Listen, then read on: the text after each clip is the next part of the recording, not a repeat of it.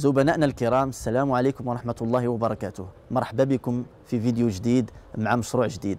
نتواجد اليوم بالمركب المائي الجديد لمدينة سيدي بنور الذي أنجز في إطار المشاريع المهيكلة التي تقوم بها الوكالة في قطاع الماء الصالح للشرب بالإقليم، بهدف الرفع من سعة التخزين والحد من مشاكل نقص الصبيب، وكذا الرفع من الاستقلالية.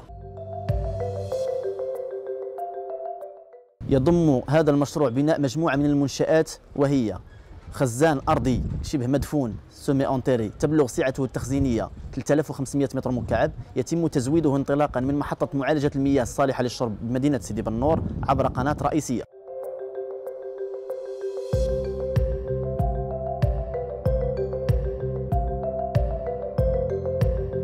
كما يضم هذا المشروع بناء محطة ضخ تحتوي على 3 مضخات مجموع صبيبها 90 لتر في الثانية، تزود انطلاقا من الخزان الأرضي وتضخ المياه تجاه الخزان العلوي.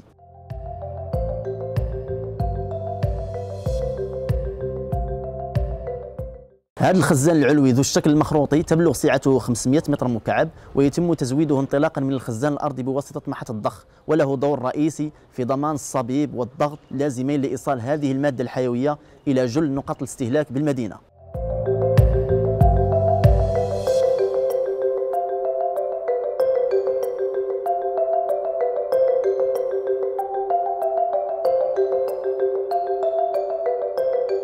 بالإضافة إلى هذه المنشآت الرئيسية، يشمل هذا المشروع بناء مرافق أخرى موازية، منها غرفة المولد الكهربائي الذي يضمن استمرار تزويد المركب بالكهرباء في حال انقطاع الشبكة، كما يشمل غرفة تصحيح وتحسين جودة المياه الموزعة، بالإضافة إلى غرفة الحراسة، ويشمل أيضا أشغال التهيئة الداخلية والخارجية والمساحات الخضراء وكذا الإضاءة.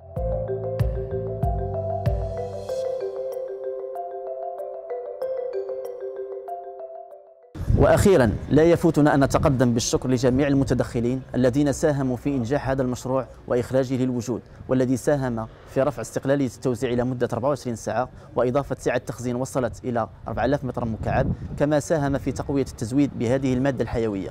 راضيش في خدمتكم وتسعى دائما لإرضائكم على أحسن وجه ممكن، والسلام عليكم، تحياتي.